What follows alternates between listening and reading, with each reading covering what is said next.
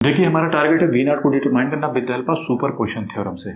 किससे डिटरमाइन करना है? Super position. Super position theorem क्या कहती है कि अगर एक सोर्स एक्टिव है तो जितने अदर इंडिपेंडेंट सोर्स है वो क्या हो जाएंगे? डीएक्टिव हो जाएंगे।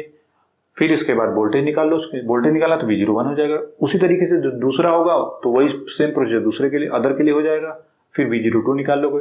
फिर अगर तीसरा सोर्स एक्टिव है तो अदर जो दो होंगे वो डीएक्टिव हो जाएंगे, वो V03 निकाल लोगे और इन्हीं तीनों को ऐड कर दोगे तो यही हमारा आंसर हो जाएगा। अब इसी को कैसे प्रोसीड करेंगे उसी पे देखते हैं। तो पहले अगर हमने इसको एक्टिव माना, हमने किसको माना? इसको एक्टिव माना है।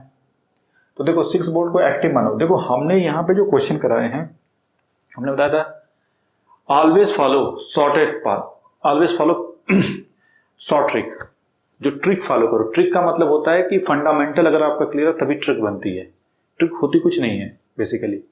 अगर फंडामेंटल आपका क्लियर है, बस फंडामेंटल, कोई ट्रिक नहीं है यहाँ बेसिकली यहाँ पे सब फंडामेंटल पे है। जो आपने बताया था current divider rule, voltage divider rule और सर्किट को रीड्रॉ करना, ठीक है, और सोर्स ट्रांसफॉर्म, ये अगर चार आपका क्लियर है, ठीक है, तो इन्हीं चारों पे मैक्सिमम क्वेश्चन आपके बन जाएंगे।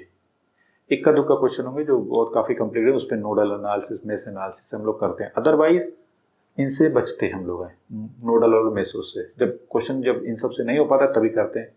लेकिन इन क्वेश्चनों को भी, जैसे बताया current divider rule, voltage divider rule, source transformation, कब अप्लाई करना चाहिए, कब शॉर्ट होना चाहिए, तो वो क्या होता है एक्सपीरियंस से मिलता है।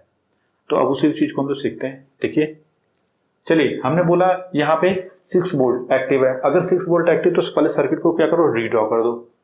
भाई कर दिया। ये क्या हो जाएगा? Open circuit. ये क्या हो जाएगा? Short circuit. क्यों? जब बोलता है ना कि डी एक्टिव का मतलब क्या होता है कि करंट जीरो हो गई। करंट जीरो का मतलब ओपन सर्किट, वोल्टेज और वोल्टेज जीरो का मतलब शॉर्ट सर्किट। मतलब जहां वोल्टेज होगा, याद रखना ये सब किसकी बात हो रही है?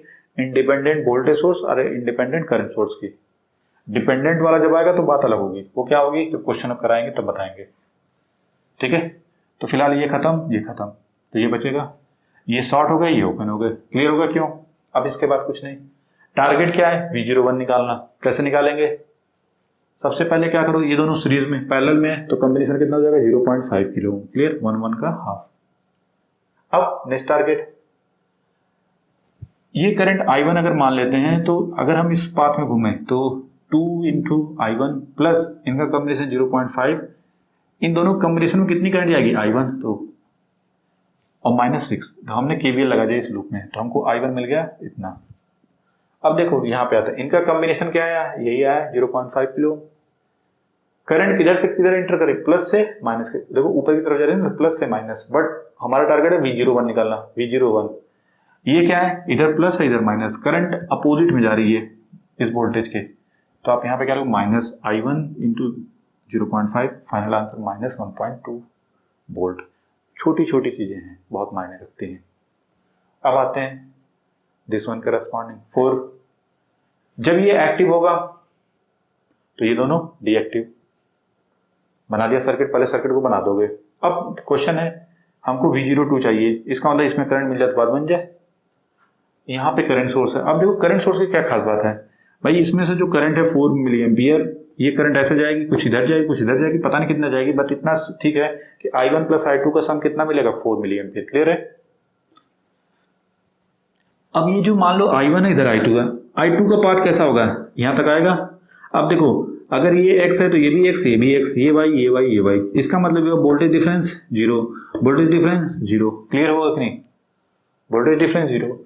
अब जब वोल्टेज डिफरेंस 0 है तो इसका मतलब इधर कोई करंट नहीं जाएगी। अगर इस लूप में घूमोगे तो आपको कोई करंट नहीं मिलेगी, यहां पे भी कोई करंट नहीं मिलेगी, नहीं, या उससे भी नहीं समझ में आया तो सिंपल सी बात है, ये जो करंट आ रही है वो कौन सा पाथ प्रेफर करेगी? ये वाला पाथ। एक पाथ इसके पास ये है, एक ये है, एक ये है। करंट ऑलवेज प्रीफर करती है शॉर्टेड पार्ट।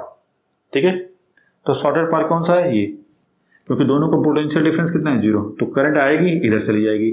ठीक है, उसी तरीके से ये वाली भी करंट आएगी तो इधर नहीं जाएगी क्योंकि रेजिस्टेंस है, और यहाँ पे उसको जब वोल्टेज डिफरेंस 0 मिला तो ये वाला पकड़ेगी और कई करंट इधर ऊपर चली जाएगी। इसमें कोई करंट नहीं जाएगी, इसका मतलब 0 मिली एम्पियर, 0 मिली एम्पियर, 0 मिली, तो V02 कितना मिलेगा? 0। क्लियर? अब नेक्स्ट टारगेट है किस पे फोकस करना? हमने 6 की बात कर ली, 4 की बात करी, अब 12 वाले की बात करेंगे।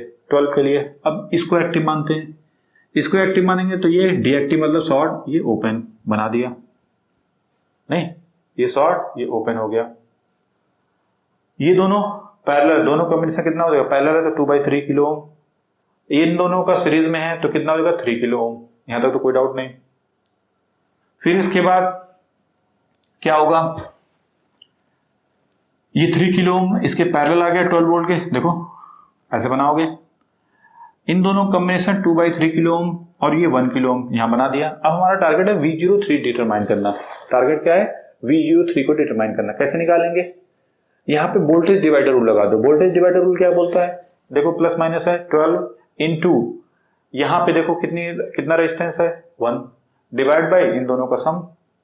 सॉल्व करोगे तो क्या कितना मिल, नीचे 5/3 तो 3 ऊपर आ जाएगा, तो सॉल्व करोगे तो मिलेगा 7.2 वोल्ट।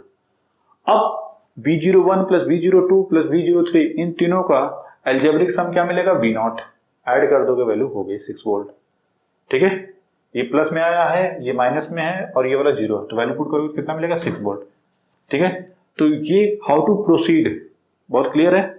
देखो यहाँ पे ये प्रैक्टिस से आएगा, ये चीजें प्रैक्टिस से आएंगी, नहीं तो फिर वही नोडल एनालिसिस मेश एनालिसिस में उलझे रहोगे। ठीक है, अगर कोई डाउट है तो कमेंट में लिखना है सर हाँ यहाँ पे डाउट है, मुझे नहीं समझ में आया, तो मैं उसको फिर समझा दूंगा। ठीक है, वैसे मैंने इसका सब्जेक्टिव बना रखा है वीडियो, ठीक है, वहां से भी देख सकते हो, देख लो, इसको बना लो।